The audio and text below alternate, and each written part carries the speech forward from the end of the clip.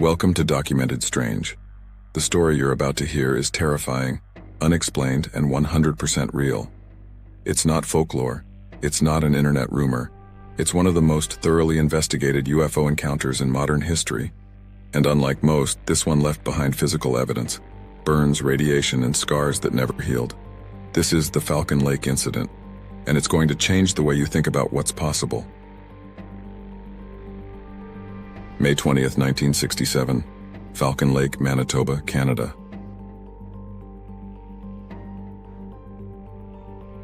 Stefan Michalak, a 51-year-old industrial mechanic and amateur geologist, sets out into the forest alone. It's not unusual. He's been here before. He knows the land. He's not hunting aliens. He's searching for silver, literally. He's prospecting near the lake, miles away from civilization. It's quiet. Just trees, wind, and the stillness of the Canadian wilderness. Around noon, something strange happens. Stefan hears a flock of geese erupt into the sky, panicked. And then he hears it, a high-pitched whine, like air being sucked out of the sky. He looks up, and he sees it. Two glowing cigar-shaped objects are descending from the clouds. One hovers, the other lands about 150 feet away. As it touches down, its shape changes. The craft transforms into a flat metallic disc, smooth, seamless, silver. There's no insignia, no markings, just a dull glowing sheen and an eerie silence. Let's pause for a second. Imagine you're standing in the middle of that forest. No phone, no GPS, just you, the trees, and something not from this world sitting less than 200 feet away. Stefan doesn't panic. He does what any good engineer would do. He sketches it. Right there, crouched behind a rock, he pulls out his notebook and begins to draw. After a few minutes, the hovering object lifts straight up and vanishes into the clouds. But the landed craft stays put. Stefan, still thinking this might be a military experiment, decides to get closer. He approaches carefully, slowly. As he gets within 60 feet, he sees an opening, a hatch sliding open. Bright purple light spills out. He hears voices, muffled, unintelligible. He calls out, first in English, then Polish, then Russian. No response.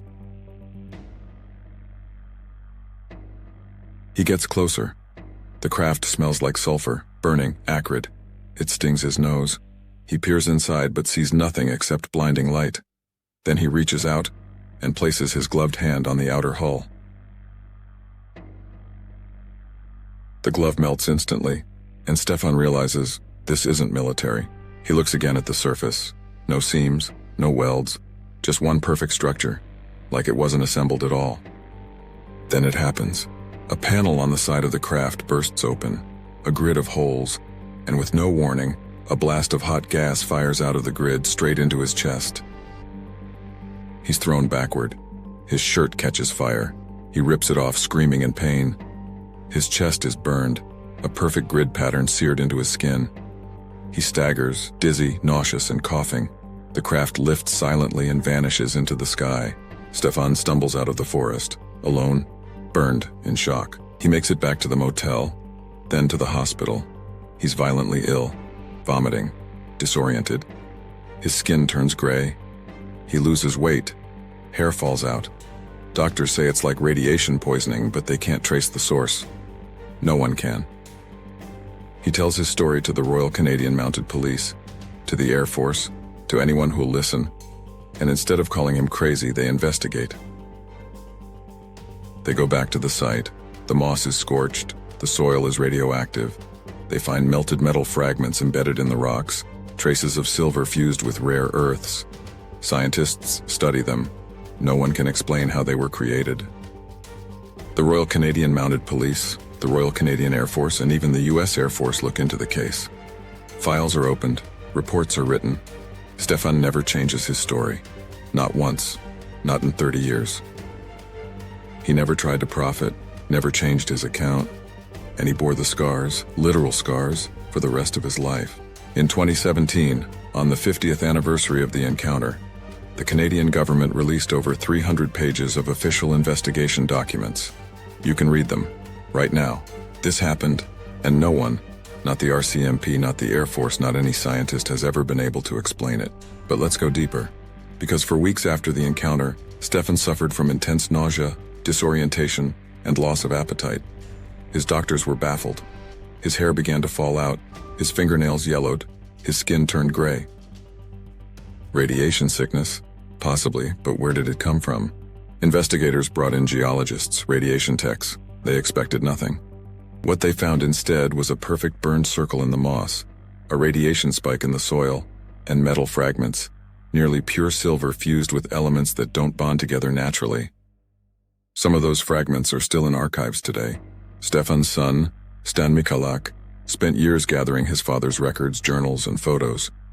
In the end, he pushed the Canadian government to finally declassify everything.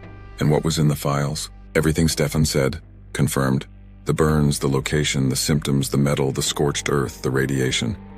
Every detail matched his story. And still, he never made a dime from it, never sought fame. So if this was a hoax, why did he get sick? Why did the land stay radioactive? Why are those metals still unexplainable? The answer is simple. He was there. And whatever landed in that forest in 1967 wasn't from here. So the next time you're deep in the woods, and the wind shifts, and the animals go quiet, maybe it's not just the forest breathing. Maybe something's watching. Subscribe to Documented Strange, because some stories don't just defy logic, they rewrite it.